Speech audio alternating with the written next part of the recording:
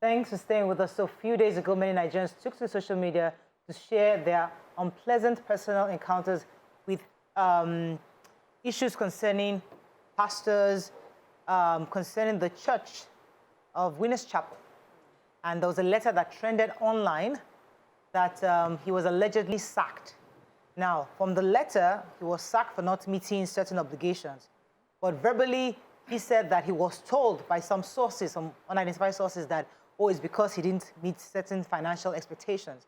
As usual, we don't like focusing on the story itself because really it's not our business. But we want to talk about the issue of, number one, taking matters to social media on this issue with the pastor. Was it right for a pastor to take the matter to social media? Secondly, is it right for a church or a religious body or a mosque, let's even add mosque to it, for a mosque to sack a shepherd, maybe a pastor or an imam, right? And religious organizations being run as businesses. I mean, those are the questions Nigerians are asking. And the conversation has started over the weekend. What are your thoughts, first on the matter and then generally speaking on this? Okay, so when I saw what happened, I saw the fact that the pastor came on social media and narrated his experiences, showed the letter and everything. I was like, shouldn't you have taken this matter to God on your knees? Because aside from the fact that the church is an organization that is run physically, it's also a spiritual organization. And the bishop could have done what he did because he was running an institution. We will say it's spiritual and everything, but we don't use water to buy fuel. We are still operating in the world, and certain things must be put in place, especially for a church that has gotten to that level. There are certain steps that the bishops take from time to time to sanitize the system, to make sure that everybody is effective. Nobody would like to keep a worker who isn't performing, whether it's spiritually or financially.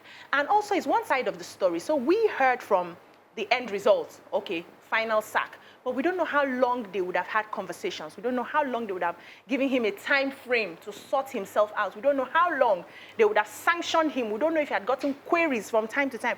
We don't understand this thing. But I believe that a church is an organization, and it needs money to function. So as a full-time pastor, you're not working in an organization. So there are some pastors that have a job, a day job, and then come and pastor.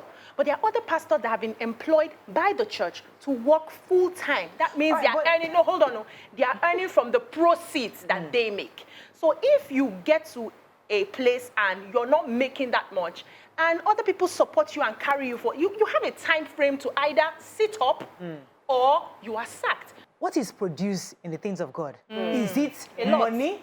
Is it the souls? A lot. What is produced? Let me come to Mariam. And I think that is the main issue why lots of people are talking. Because when we talk about church, every time we have spoken about church, many people, when we want to criticize church for anything, many people say, touch not my anointed. This is the Holy Ghost. This is the church. So, of course, you now assume that everything concerning church is based on God and God alone. No money involved. So what people are saying is one soul not much more important? If this pastor is able to save only one soul, is the impact of that one soul isn't that enough to cover for any financial shortcomings that he may have? Really? Isn't the sole purpose of having a pastor to win souls? So even he's doing it in a rundown place, they're not able to put monies together, or he's just winning souls of people who are not financially able to, carry to pay the rent and pay for fuel, but you are winning souls, and that's what Nigerians are asking. They're asking that because many Nigerians have said, churches seem to be run as a business. Shouldn't churches be paying taxes? And people are like, no, don't even go there. This is church. So if this is church, why is it then now we are seeing that it is being run as a business? Monies are expected to come from it. A pastor is given a target like a banker, and he's made to, to be able to pay for things that are run. I even understand that part where you must pay money to run a business.